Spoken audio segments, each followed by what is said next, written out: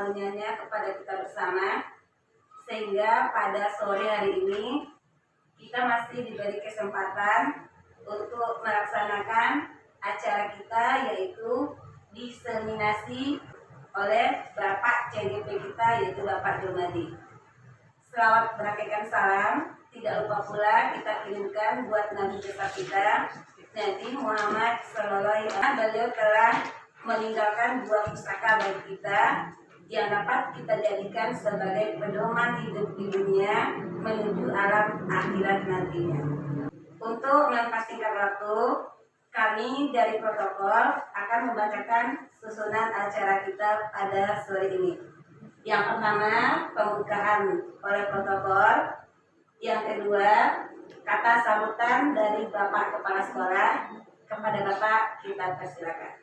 Assalamualaikum warahmatullahi wabarakatuh. Alhamdulillah wa syukurillah.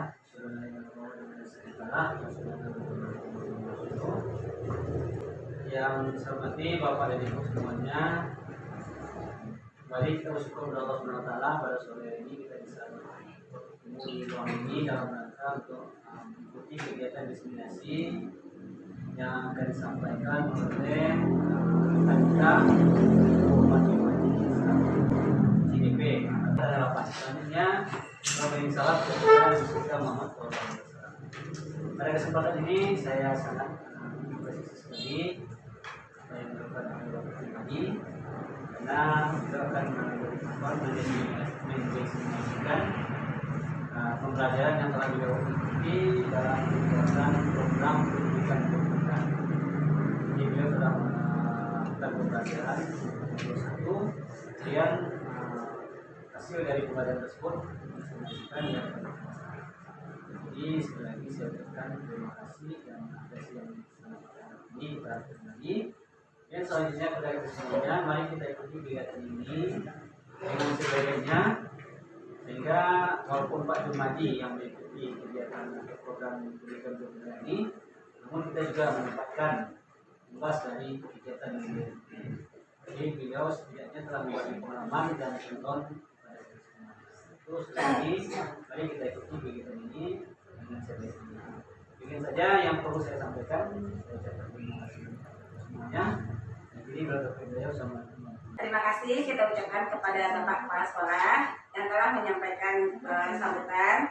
Semoga dapat kita pahami.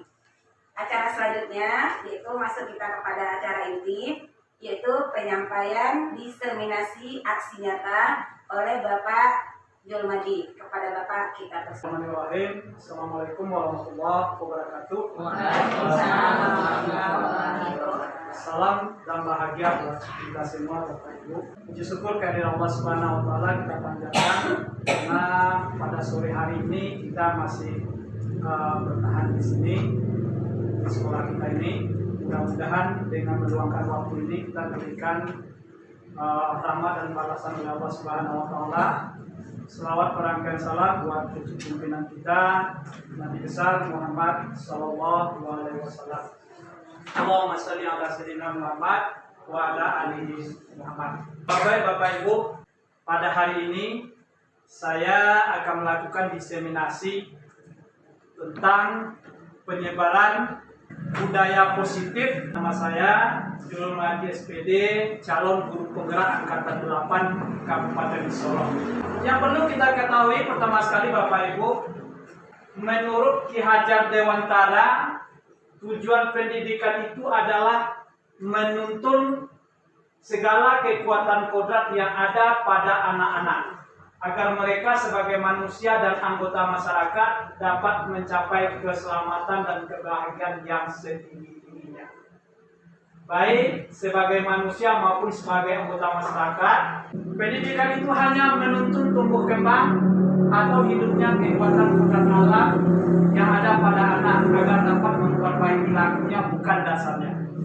Hidup dan tumbuh kekuatan kodrat anak. Bapak Ibu, kita di sini dinyatakan menurut KHD itu kita hanya menuntun. Di sini cuma menuntun sesuai dengan kodratnya. Kodrat itu ada dua Bapak Ibu, ada kodrat alam di mana lingkungan anak itu berada. kemudian kodrat zaman, di mana masanya anak itu berada. Pada sesi ini saya akan lebih fokus kepada budaya positif. Budaya positif di sekolah yaitu nilai kebiasaan di sekolah yang berpihak pada murid agar mereka dapat berkembang menjadi pribadi yang kritis, penuh hormat, dan bertanggung jawab sesuai dengan profil pelajar Pancasila yang biasa kita sebut dengan P3.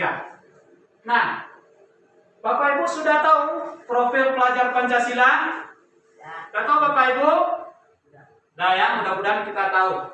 Di sini profil pelajar Pancasila itu ada 6. Yang pertama apa Bapak Ibu? Beriman dan bertakwa kepada Tuhan yang Maha Esa dan berakhlak mulia. Yang kedua, berkebinekaan global. Kemudian mandiri, gotong royong, bernalar kritis, dan kreatif. Nah ini tuntutan dari profil pelajar Pancasila. Konsep utama budaya positif itu ada 7 Bapak Ibu. Yang pertama, perubahan paradigma belajar. Yang kedua, disiplin positif. Yang ketiga, kebutuhan dasar manusia. Yang keempat, motivasi perilaku manusia. Dan yang kelima, restitusi posisi kontrol guru. Yang keenam, keyakinan kelas. Dan yang terakhir ada segitiga restitusi. Nah, sekarang kita lihat satu persatu Bapak Ibu. Perubahan paradigma belajar di sini dalam membangun budaya positif, sekolah dapat menyediakan lingkungan yang positif. Bagaimana lingkungan yang positif itu? Aman, nyaman, agar siswa mampu berpikir, bertindak, dan menciptakan merdeka, mandiri, dan bertanggung jawab. Kemudian disiplin. Disiplin sangat berkaitan dengan kontrol guru terhadap siswa. Jadi bagaimana kita mengontrol siswa kita. Itu yang berhubungan dengan disiplin di sini pada perubahan paradigma belajar. Permainan cobalah buka. Oke. Sekarang Bapak Ibu silakan berpasang-pasangan. Kita coba ya, berpasangan. Di sini Anda dan teman Anda akan melakukan kegiatan cobalah buka. Tugasnya, Anda adalah mengepalkan salah satu tangan Anda. Kita coba ya. Coba Anda bayangkan bahwa Anda menyimpan sesuatu yang sangat berharga di dalam kepalan tangan Anda.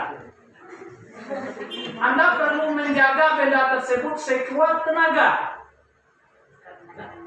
Karena begitu pentingnya untuk kehidupan Anda. Kemudian tugas rekan kita yang kedua. Yang pertama ya. Nah, kita kan sudah duduk berpasang ini. Tugas rekan kita mencoba dengan segala cara untuk membuka kepalan tangan Anda. Dengan segala cara, boleh. Teman Anda boleh membujuk, menghardik, menggoda, bahkan menawari Anda dengan uang agar Anda bersedia membuka kepalan tangan Anda. Coba Bapak Ibu, coba. Siapa yang mengepalkan tangannya tadi? Nyalain dia.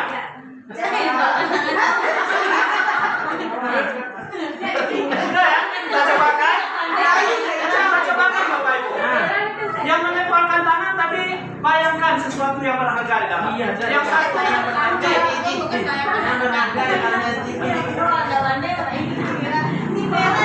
Nah, apakah Bapak Ibu yang menepalkan tangannya dengan bujuk rayuan tadi mau membukanya? Hah? Jawabannya di sini ada 2. Mungkin ada yang tidak mau, mungkin yang ada.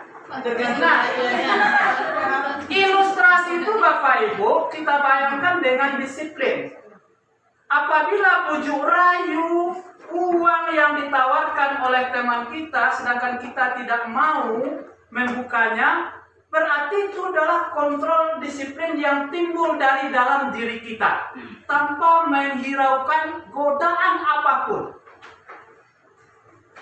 Sedangkan orang yang mau membuka kepalan tangan dengan berbagai rayuan, berarti ini dia membutuhkan kontrol dari luar dirinya. Dari luar dirinya. Ilusi kontrol menurut Dr. William Glasser.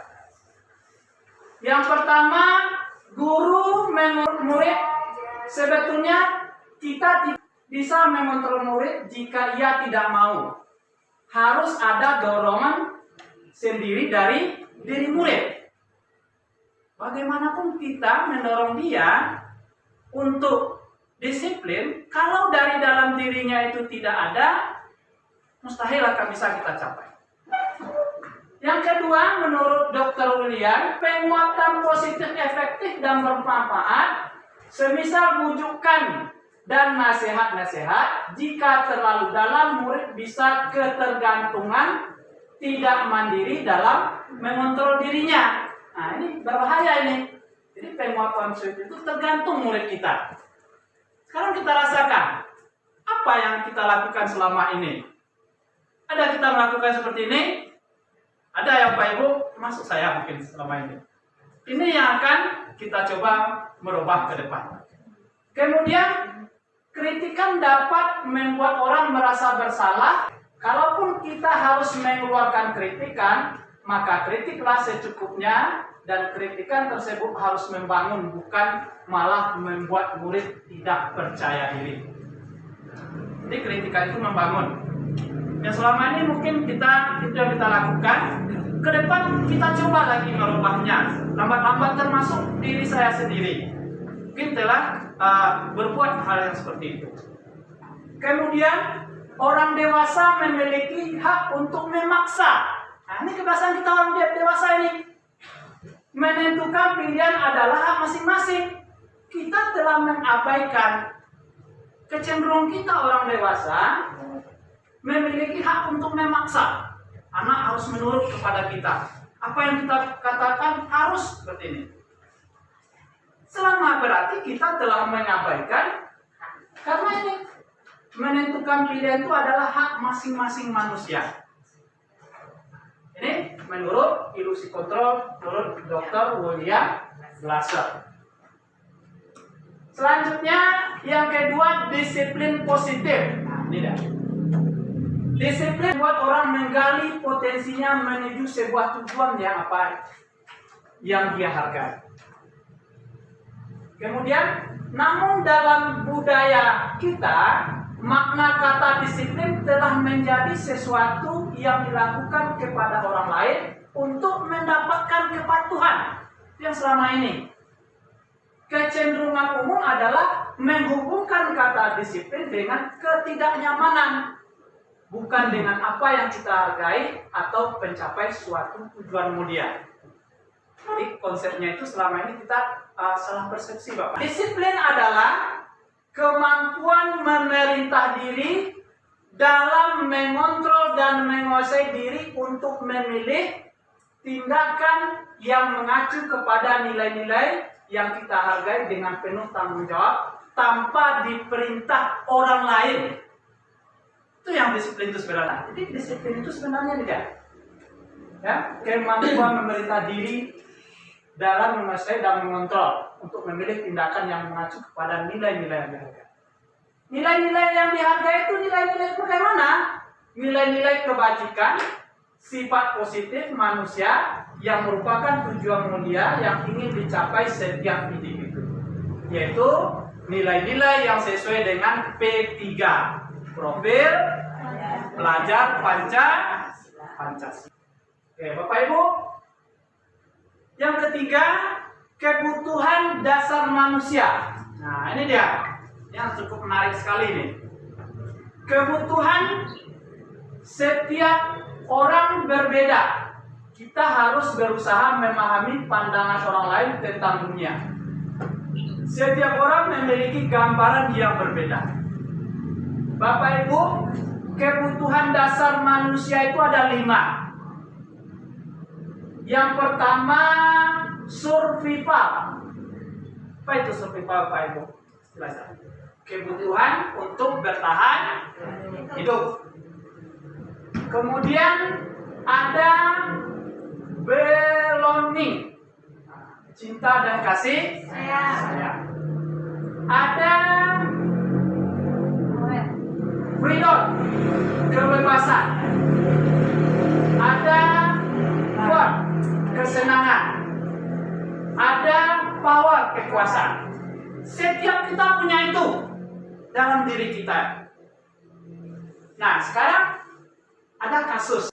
Ibu Sri, guru kelas 6, sedang bingung menghadapi ulah salah satu siswa di kelas bernama Rafa. Beberapa siswa datang dan mengatakan Rafa yang seringkali meminta bekal makan siang mereka dengan paksa. Jika Anda menghadapi situasi seperti Ibu Sri, apa yang akan Anda lakukan? Menurut Anda, kira-kira apa alasan Rafa melakukan hal itu?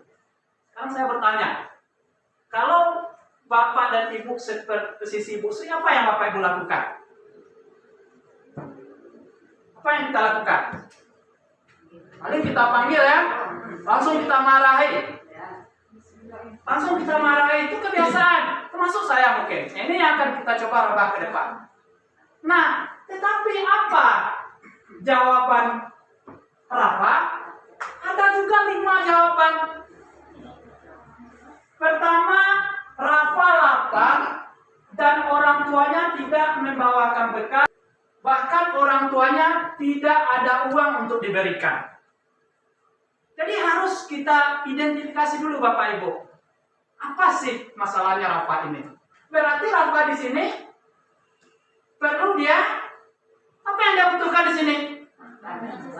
Bertahan hidup. Makanya dia melakukan, daripada dia mati kelaparan demi bertahan hidup, dia ambillah makanan teman-teman. Itu alasannya.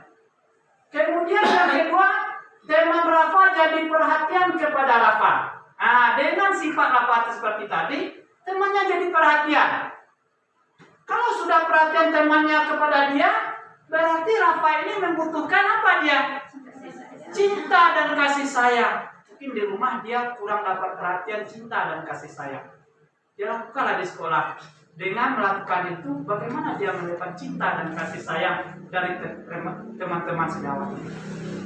Jawaban yang ketiga oleh Rafa apa? Rafa merasa hebat karena teman takut dan mengikuti keinginannya. Berarti apa yang diinginkan Rafa di situ?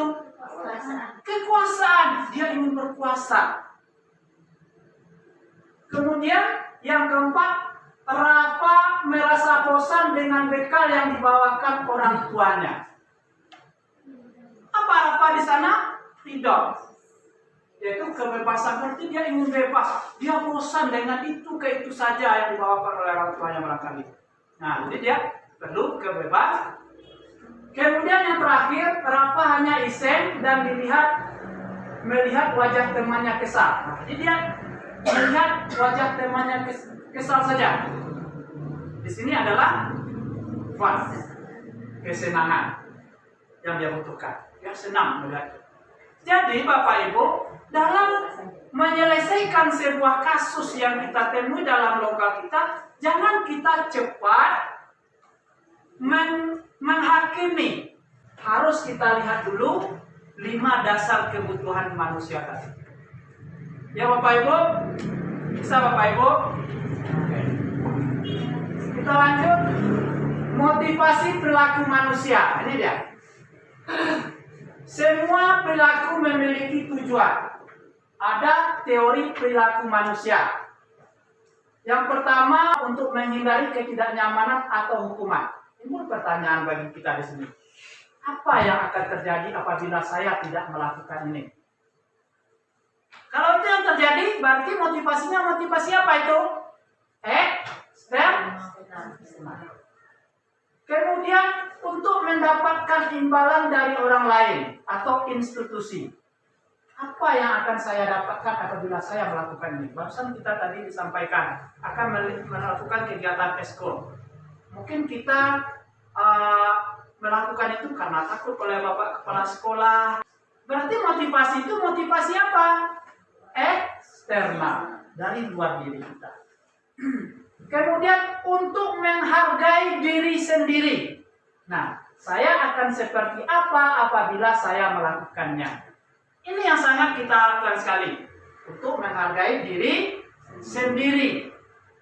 Saya akan seperti apa apabila saya melakukan. Contoh, kita melakukan sebuah pelatihan. Kalau saya melakukan sebuah pelatihan, otomatis saya akan paham, akan mengerti ini. Nah, ini adalah motivasi internal.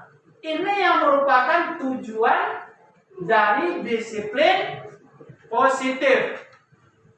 Ya, oke Bapak Ibu. Sebelum kita lanjut, kelihatannya kita mengantuk ini. Kita ice breaking dulu sebentar ya. Kalau saya bilang pagi, kita tepuk tangan 1 kali. Kalau saya bilang sore, tepuk tangan 2 kali. Kalau saya bilang nanti malam, tepuk tangan 3 kali. kosong. Nah, sekarang kita coba Bapak Ibu. Pagi, pagi, sore, sore, pagi, malam. Alhamdulillah konsentrasi kita masih tinggi ya, masih tinggi. Oke, kita lanjut. Ini yang sangat menarik nih Bapak Ibu. Dari materi yang saya pelajari, ini yang sangat menarik sekali bagi diri saya.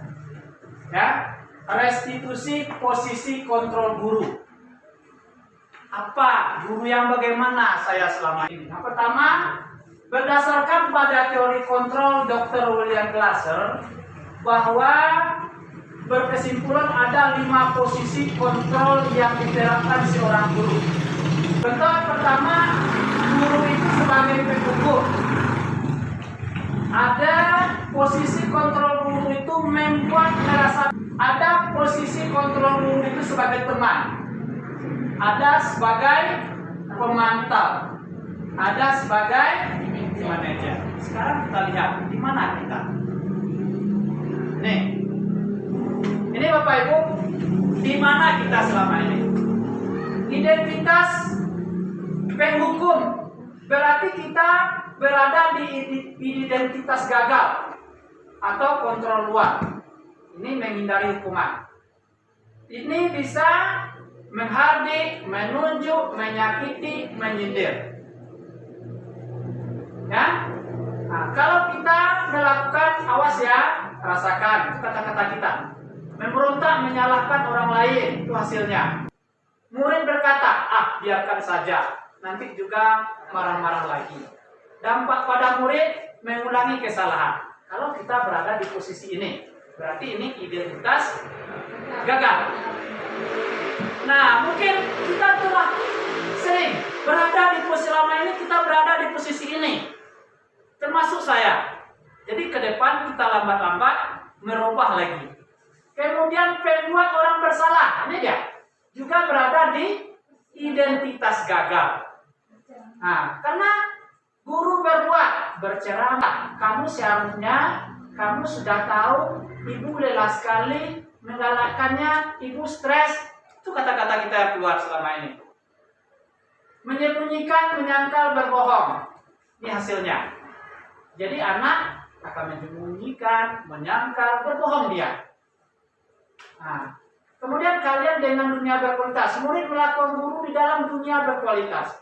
Maafkan saya, merasa rendah diri. Ini dampaknya kepada murid. Kalau yang 2 ini kita lakukan Bapak Ibu, dampaknya sangat luar biasa pada murid. Dia cuma sadar sebentar. Nah, sekarang teman. Teman itu berada di identitas berhasil, sukses atau kontrol dari luar. Ini mengharapkan imbalan atau ketergantungan teman. Nah, ini guru berbuat membudidayakan alasan-alasan untuk muridnya. Nah, ada dengan kata-kata, ayolah, lakukan demi, masa kamu tidak mau, ingat, tidak pernah bantu. Nah, hasilnya juga siswa ketergantungan, tetapi dia sudah lumayan, sudah berada posisi di tengah. Hasilnya nanti bagaimana? Lemah, tidak mandiri, tergantung. kalau kita berada di posisi penuh. Kemudian pemantau juga berada di identitas berhasil sukses kontrol dari luar. Nah, ini dia guru berbuat, menghitung dan mengukur. Apa peraturannya, menyesuaikan diri bila diawasi, murid melakukan guru peraturan ukuran di dunia berkualitas. Nah, berapa banyak bintang yang harus diperoleh, berapa halaman yang harus saya tulis, artinya memberi penghargaan. Hasilnya bagaimana? Menitipkan pada sanksi atau hadiah untuk dirinya. Hadiah itu sebenarnya bagus Bapak dan Ibu. Tetapi kita sama-sama tahu penerapan kurikulum merdeka kita tidak boleh memberi hadiah. Itu akan membuat yang satu menjadi besar kepala, yang lain akan membuat rendah diri. Akan terjadi kecemburuan sosial. Nah, lalu bagaimana? Nah, posisi kontrol buku yang bagus itu manajer. Di sini adalah identitas berhasil, sukses, kontrol diri. Nah, ini dia akan menghargai diri sendiri. Nah, guru berbuat mengajukan pertanyaan, apa yang kita yakini, apa yang bisa kita kerjakan, menguatkan pribadi hasilnya. Nah, kemudian dengan dunia berkualitas, murid melakukan dirinya sebagai individu yang positif dalam dunia berkualitas. Nah, kemudian murid berkata, bagaimana caranya saya bisa memperbaiki keadaan? Dua kata-kata seperti ini. Kemudian mengevaluasi diri, bagaimana cara memperbaiki diri. Ini dampaknya terhadap murid. Jadi mana posisi kontrol kita yang bagus Bapak Ibu? Manajer. Ya, jadi ke depan kita berusaha memperbaiki secara bersama-sama. Kita mulai dari diri kita. Selama ini kita mungkin salah dalam posisi kontrol guru, termasuk saya. Nah, dengan pendidikan CGP ini kita sama-sama memperbaiki secara lambat-lambat apa yang telah salah yang kita lakukan selama ini. Lanjut Bapak Ibu. Nah, kemudian keyakinan kelas. Keyakinan kelas adalah nilai-nilai kebajikan atau prinsip-prinsip universal. Apa itu universal Bapak Ibu? Umum ya. Nah, yang disepakati bersama, lepas dari perbedaan agama, suku, negara, dan bahasa. Itu keyakinan kelas itu. Tanpa membeda-bedakan. Menurut Gosen 1998, suatu keyakinan akan lebih memotivasi seseorang dari dalam. Jadi dari dalam ya, intrinsik. Seseorang akan lebih bersemangat menjalankan keyakinan daripada hanya mengikuti peraturan. Ya? Jadi kalau keyakinan kelas itu dia merasa kita libatkan. Kalau peraturan kadang mengatakan kita yang membuat. Nah, tidak dilakukan oleh anak kita mengenal. Tetapi kalau keyakinan kelas itu adalah kita libatkan seluruh peserta didik kita, maunya seperti apa di lokal kita ini, di kelas kita ini. Bapak Ibu, kalau peraturan kelas kita ubah dia keyakinan kelas. Nah, kalau keyakinan kelas ini akan berdampak kepada lingkungan yang positif. Setelah lingkungan positif itu berdampak, dia akan terbiasa kepada budaya-budaya yang positif dalam kehidupan sehari-hari anak di sekolah dan di lingkungan di mana anak itu berada. Kita lanjut. Keyakinan kelas itu bersifat lebih abstrak daripada peraturan yang lebih rinci dan konkret. Ya. Keyakinan kelas berupa pernyataan universal, umum. Pernyataan keyakinan kelas dibuat dalam bentuk positif. Kemudian keyakinan kelas hendaknya terlalu banyak sehingga mudah dipahami, diingat dan dipahami. Jadi tidak terlalu banyak aja. Keyakinan kelas sebaiknya sesuatu yang dapat diterapkan di lingkungan tersebut. Kalau tidak bisa diterapkan di lingkungan kelas kita, jangan kita buat. Jangan kita buat suatu keyakinan kelas itu. Karena yang disampaikan tadi, salah satu hal positif yang akan lakukan ke depan, tadi kita tidak punya bel, tidak masalah. Kita langsung dengan mentiadakan bel, kita buat di dalam keyakinan ke kelas. Nah, keyakinan kelas itulah yang akan diikuti oleh anak-anak kita. Kemudian semua warga kelas ikut berkontribusi dalam pembuatan keyakinan kelas lewat kegiatan curah pendapat Bapak Ibu. Ya. Kemudian bersedia meninjau kembali keyakinan kelas dari waktu ke waktu. Mungkin di awal tahun pembelajaran kita telah menyepakati keyakinan kelas kita seperti ini. Nah, kita bisa meninjau kembali keyakinan kelas yang kita buat di awal tahun pelajaran apakah cocok atau tidak. Jadi dari waktu ke waktu boleh kita tinjau. Nah, ini. Kemudian yang terakhir, segitiga restitusi. Segitiga restitusi itu adalah proses menciptakan kondisi bagi murid untuk memperbaiki kesalahan mereka, sehingga mereka bisa kembali pada kelompok mereka dengan karakter yang kuat. Melalui restitusi guru dapat membantu murid menjadi lebih memiliki tujuan, disiplin positif, serta memulihkan dirinya setelah berbuat salah. Yang kedua, membantu murid untuk jujur pada diri sendiri dan evaluasi dampak dari kesalahan yang dia lakukan. Itu dia. Kemudian memberi penawaran bukan paksaan. Itu restitusi terhadap anak-anak yang berbuat salah. Nah, ini dia patokan kita dalam melakukan segitiga restitusi. Yang pertama, langkah pertama kita lakukan Bapak Ibu, menstabilkan dalam menstabilkan identitas kita boleh mengajak dengan kata-kata. Setiap orang pasti pernah melakukan kesalahan. Ajak sesuatu.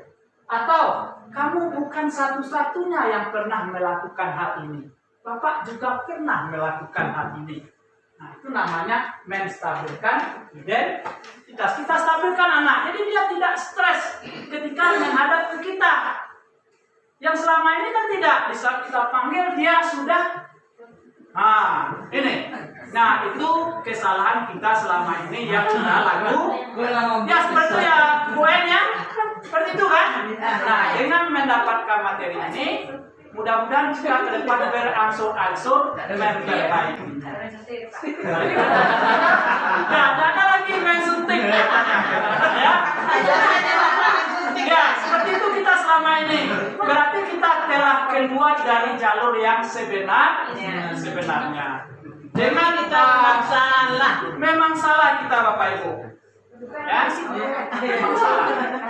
Kemudian setelah kita stabilkan, validasi tindakan yang salah. Kita validasi dengan kata-kata apa? Contoh, kamu tentu punya alasan mengapa melakukan itu. Maksudnya, Bapak ingin tahu alasan kenapa melakukan hal itu. Atau adakah cara yang lebih efektif untuk mendapatkan apa yang kamu butuhkan? Loh, sering kejadian ada yang mengambil uang teman kan? Kita gunakan pertanyaan ini. Adakah cara lain lebih efektif untuk mendapatkan apa yang kamu butuhkan? Ini namanya Bapak Ibu validasi tindakan ya. Kemudian tanyakan keyakinan. Itu yang terakhir. Kita buat. Setelah kita validasi tadi, kita tanya keyakinan kelas apa yang telah kita sepakati. Tapi Bapak Ibu nanti anak kita ada mempunyai kasus. Nanti ditanya pula keyakinan kelas apa. Harus kita buat dulu Bapak Ibu keyakinan kelas di kelas kita. Nanti dalam penyelesaian segitiga restitusi dia tidak menjawab karena tidak pernah kita lakukan hal itu. Nah, jadi memang harus kita buat keyakinan kelas yang ada di. Nah, atau kamu ingin menjadi orang yang seperti apa? Kita buat dia seperti ini. Oke Bapak Ibu, bagaimana tentang ini? Menarik sekali, Pak Alan? Menarik sekali. Iya. Oke Bapak Ibu. Pertama nih, langkah dalam menstabilkan identitas itu adalah berbuat salah tidak apa-apa. Ini boleh kata-katanya. Tidak ada manusia yang sempurna. Saya juga pernah melakukan kesalahan seperti itu. Kita bawakan ke diri kita, dia akan kita pancing biasanya. Kita bisa menyelesaikan ini. Bapak atau Ibu tidak tertarik mencari siapa yang salah. Tapi Bapak Ibu ingin mencari solusi dari permasalahan ini. kamu berhak merasa begitu. Ini kalimat-kalimat yang kita gunakan dalam menstabilkan identitas. Kemudian dalam memvalidasi tindakan, apa dia? Ini, kamu pasti punya alasan mengapa melakukan hal itu. Bisa juga kamu patut bangga pada dirimu sendiri, karena kamu telah melindungi sesuatu yang penting buat kamu. Dia kan dalam bermasalah kan dia melindungi juga sesuatu yang penting pada dirinya. Kemudian menanyakan keyakinan kelas tadi kan. Nah, apa yang kita percaya sebagai kelas atau keluarga? Kemudian apa nilai universal yang telah kita sepakati? Bisa juga apa bayangan kita tentang kelas yang ideal? Yang terakhir, kamu mau jadi orang yang seperti apa? Nah, oke Bapak Ibu, salah satu penerapan restitusi segitiga restitusi, saya telah mencoba dalam sebuah demonstrasi kontekstual kemarin. Ini saya ambil saja yang sebenarnya karena demonstrasi kontekstual. Selamat pagi dulu Pak. Ayo, silakan dulu. Bapak tahu mengapa Bapak melakukan ini? Ya, nah, tapi Bapak kemarin masuk kan? Iya Pak, masuk. Saya tidak Bapak, semua orang pernah melakukan kesalahan. Seperti ini, dan jika kita pasti ada orang itu. Kira-kira, mengapa Bapak tidak berkelas? saya capek dan ngantuk Pak. Soalnya apabila saya pergi sampai jam 12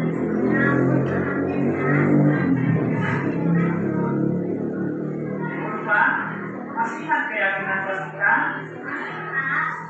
Nah, kalau masih ingat, kira-kira yang Bapak lakukan itu sudah sesuai dengan keyakinan kelas kita? Keyakinan kelas yang mana kan? lalu bertanya Bapak, Nah, ternyata Bapak tahu. Lalu, apakah Bapak punya solusi untuk masalah ini? iya Pak. Pertama, saya minta maaf karena tidak menjelaskan. Kedua, saya tidak akan tidur terlalu malam lagi.